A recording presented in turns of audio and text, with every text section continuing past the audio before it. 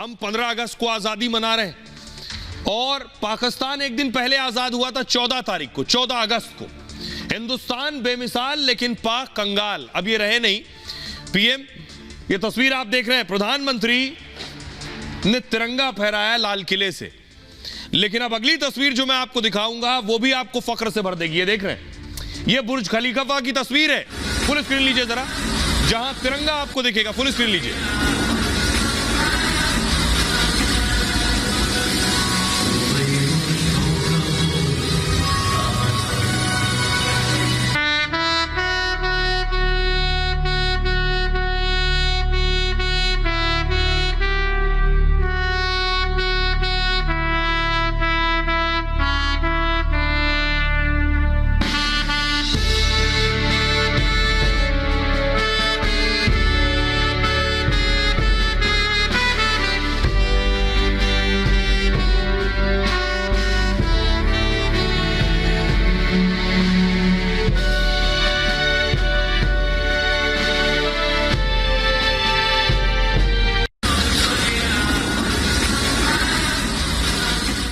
ये बुर्ज खलीफा की तस्वीर मैं आपको दिखा रहा था, जहां तिरंगा फहरा रहा था और राष्ट्रगान की धुन बज रही थी। ये भारत के लिए फख्र की बात थी। अब जरा पाकिस्तान का हाल देखिए।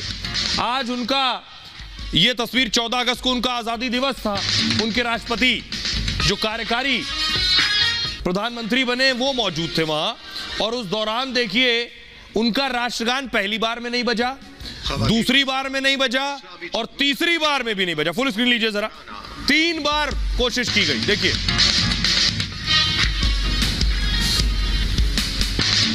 दूसरा प्रयास हुआ, फिर नहीं बजा, और तीसरी कोशिश हुई।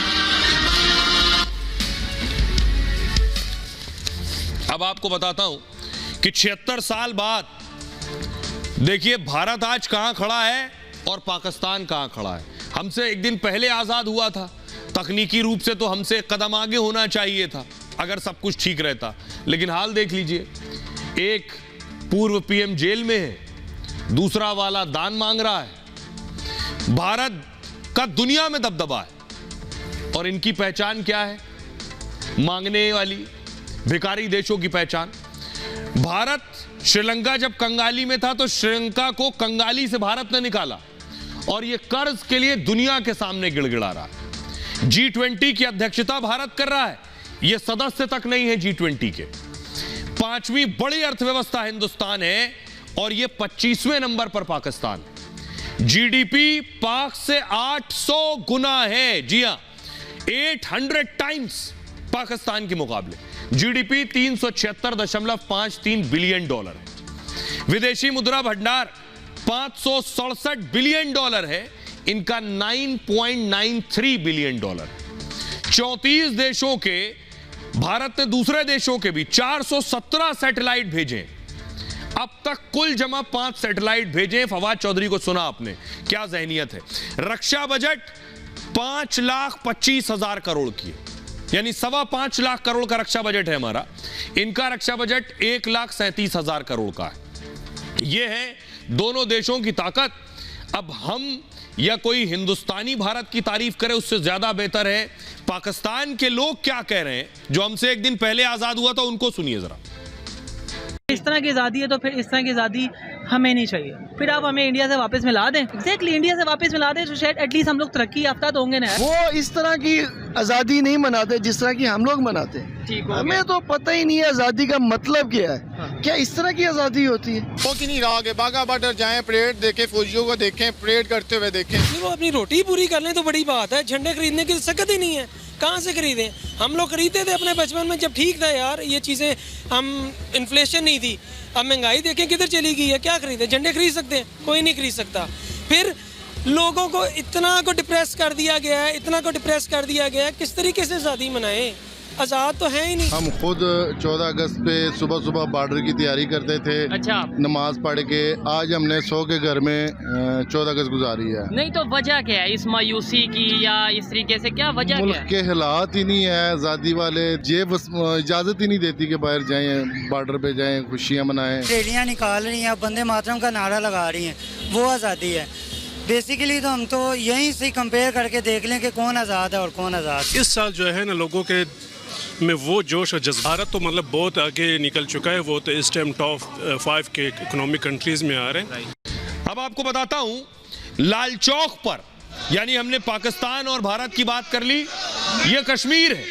ये कश्मीर के लाल चौक की तस्वीर आप देख रहे हैं, फुल स्क्रीन लीजिए जरा। लाल चौक पर वंदे मातरम तिरंगा, ये बता रहा है क्या बदलाव आया है। अब देखिए कश्मीर की दिखा दी, अब ये पाक अधिकृत कश्मीर है जहां काला दिवस मनाया जा रहा है। अब ये मैं आपको बताता हूं कि दोनों देशों में आखिर फर्क क्या है। जब देश तरक्की करता है तो उसका हर राज्य भी तरक्की करता है। जम्मू कश्मीर कहां से कहां पहुंच गया है और पाक अधिकृत कश्मीर के हाल क्या है। कश्मीर में तिरंगा यात्रा निकली, पीओके में काला दिवस मनाया गया। कश्मीर में लाल चौक पर झंडा फहराया गया, पाक सरकार के विरोध में वहां पोस्टर लगे पीओके में। कश्मीर में आतंकी के परिवार ने तिरंगा फहराया है, पीओके में युवाओं को आतंक की ट्रेनिंग दी जा रही। कश्मीर में विकास की रफ्तार तेज है और पीओके में लोगों को जरूरी सुविधाएं तक नहीं मिल रही। कश्मीरी युवा भारतीय सेना ज्वाइन कर रहे हैं, पीओके में पाक आर्मी के अत्याचार का विरोध कर रहे हैं वहां के लोग। ये फर्क है। और ये सिर्फ तस्वीर थी, आपको कश्मीर लिए चलता हूं। कश्मीर के लोगों की जुबानी सुनिए, क्या फर्क आया है, उनसे बेहतर कोई नहीं बता सकता। सुनिए। आप एक्स मिलिटेंट रहे हैं, आज आपने भारत माता का झंडा लहराया है लाल चौक पर। वो मेरा बचपना था, ये मेरे 50 साल का तजुर्बा है। मैं एक अजीम देश का रहने वाला हूँ, एक खूबसूरत देश का रहने वाला हूँ। शायद मुझे लगता था कि जब मेरे हाथों में बंदूक थी मैं हीरो था, लेकिन वो मेरी गलतफहमी थी। असली हीरो मैं आज हूँ। मेरे लिए ज़हन नसीबी और खुश नसीबी की बात है, मेरे लिए ज़हन नसीबी और खुश नसीबी की बात है कि मैंने इस भारत का झंडा लाल चौक के अंदर लहराया और फ़ख्र के साथ लहराया अपने देश का झंडा। ये सियासतदान है, लीडर इनमें से किसी को मैं नहीं कहूँगा। मोदी जी एक लीडर हैं, मतलब इस वक्त जो कह रहे हैं वो कोशिश कर रहे हैं, लेकिन मैं इनको जो हमारा ही एक हिस्सा है कि नफरत की भाषा को छोड़ दें। पुराना कश्मीर नहीं रहा, जिस कश्मीर में आतंकवादी आकर धमकियां दिया करते थे। हम भारत माता की रक्षा के लिए आज रोड पर निकल पड़े हैं और जीवन भर ऐसा ही इस भारत माता की रक्षा के लिए आगे रहेंगे। ऐसा माहौल हमने कभी नहीं देखा यहाँ पर। बहुत ही बढ़िया, बहुत अच्छा अनुभव हो रहा है। ऐसा महसूस हो रहा है कि आज पूरा भारतवर्ष इस लाल चौक पर पहुंच चुका है।